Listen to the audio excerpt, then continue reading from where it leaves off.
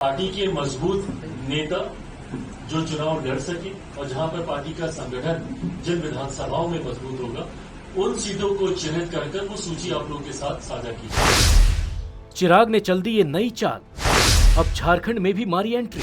क्या सोरेन के किले में लगा पाएंगे सेंध? लोकसभा चुनाव में गठबंधन की तरफ से मिली सभी सीटों पर चुनाव जीतकर राजनीतिक पंडितों को चौंकाने वाले चिराग ने अब एक नई चाल चली है। लेकिन इस बार सियासी मैदान बदल गया है। लोक जनशक्ति पार्टी रामविलास के अध्यक्ष और केंद्रीय मंत्री चिराग पासवान ने ऐलान किया है कि उनकी पार्टी लोक जनशक्ति रामविलास झारखंड में विधानसभा चुनाव लड़ेगी, जो कि इसी साल होने वाले हैं। पार्टी के मजबूत नेता जो चुनाव लड़ सके और जहां पर पार्टी का संगठन जिन विधानसभाओं में मजबूत होगा उन सीटों को चिन्हित कर वो सूची आप लोगों के साथ साझा की जाए। दरअसल लोक जनशक्ति पार्टी रामविलास की रांची में राष्ट्रीय कार्यकारिणी की बैठक हुई। बैठक के बाद चिराग पासवान ने प्रेस कॉन्फ्रेंस कर बैठक के अंदर लिए गए फैसलों की जानकारी दी। उन्होंने बताया कि बैठक में उन्हें एक बार फिर से राष्ट्रीय अध्यक्ष चुना गया है।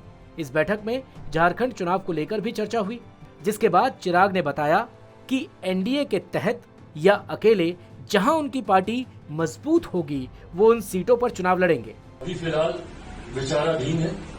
गठबंधन के तहत अगर हम लोग चुनाव लड़ते हैं वो गठबंधन के भीतर बातचीत के बाद ही वो संख्या मैं आप लोगों के साथ साझा कर सकता हूं। और अगर किसी कारणवश अगर गठबंधन के साथ चुनाव लड़ना नहीं संभव है तो ऐसे में कितनी सीटों पर जहां पर पार्टी के मजबूत नेता जो चुनाव लड़ सके और जहां पर पार्टी का संगठन जिन विधानसभाओं में मजबूत होगा उन सीटों को चिन्हित कर वो सूची आप लोगों के साथ साझा की जाए। चिराग की पार्टी एनडीए का हिस्सा है, लेकिन उनके इशारे से लगता है कि बात नहीं बनी तो वो अकेले भी चुनाव लड़ सकते हैं।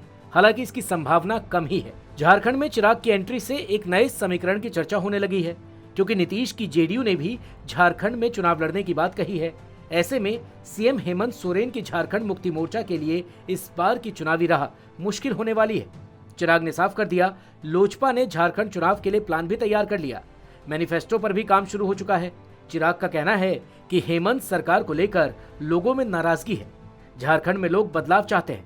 हालांकि लोजपा कितनी सीटों पर चुनाव लड़ेगी इसका खुलासा उन्होंने नहीं किया।